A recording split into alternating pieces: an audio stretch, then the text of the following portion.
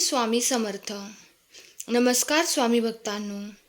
स्वामी भक्तांचे अनुभव या चॅनलवर तुम्हा सर्वांचे मनापासून स्वागत आहे. आज मी तुम्हाला स्वामी सेवेकरी ताईंना आलेला अनुभव त्यांच्या शब्दात सांगणार आहे. ताई म्हणतात, मी श्री स्वामी समर्थ महाराजांची सेवेकरी आहे. मी नेहमी आरतीला केंद्रात हजर राहते. जमेल तेवढी माझी सेवा चालू असते. पण अचानक पैसे वसुलीसाठी माझे पती विसापूर येथे गेले असता तासगावमध्ये गाडीला अपघात झाला. डोक्याला मार लागल्यामुळे बेशुद्ध अवस्थेत अतिदक्षता विभागामध्ये त्यांना ठेवण्यात आले होते. मला काहीही कल्पना नव्हती.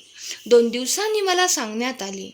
दवाखान्यात जाण्यापूर्वी केंद्रात येऊन मी महाराजांना मुजरा केला व प्रार्थना केली माझ्या पतीचे रक्षण करण्यासाठी.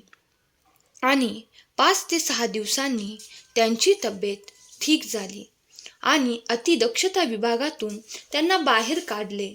पण त्यांची स्मृती गेली. ते वेड्यासारखे बडबडू लागले. तेव्हा मला सुद्धा खूप वाईट वाटले, खूप दुःख झाले. तेव्हा आपला दत्त जयंतीचा सप्ताह केंद्रात सुरू होता. तेव्हा केंद्रात येऊन महाराजांना मुजरा केला व कळवळून महाराजांना मी माझं दुःख सांगितले. माझा मुलगा व मी पुन्हा दवाखान्यात गेलो.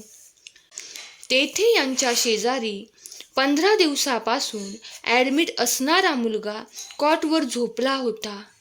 मी व माझा मुलगाही तेथीलच एका कॉटवर झोपलो होतो. पण शेजारचा मुलगा जागाच होता. तेवढ्यात भगवी वस्त्र परिधान केलेली व्यक्ती तेथे आली आणि आम्हाला हात उंचावून आशीर्वाद देऊन निघून गेली. ज्या मुलाला 15 दिवसापासून साधे पाणी सुद्धा पचत नव्हते, त्या मुलाने पोळी भाजी खाल्ली.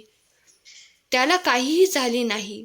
तसेच माझ्या पतींनाही बरे वाटू लागले. हे सर्व स्वामी महाराजांच्या आशीर्वादामुळेच घडले. श्री स्वामी समर्थ. स्वामी भक्तांनो, असेच नवनवीन अनुभव ऐकण्यासाठी अनुभवाला लाईक करा, शेअर करा. धन्यवाद. श्री स्वामी समर्थ.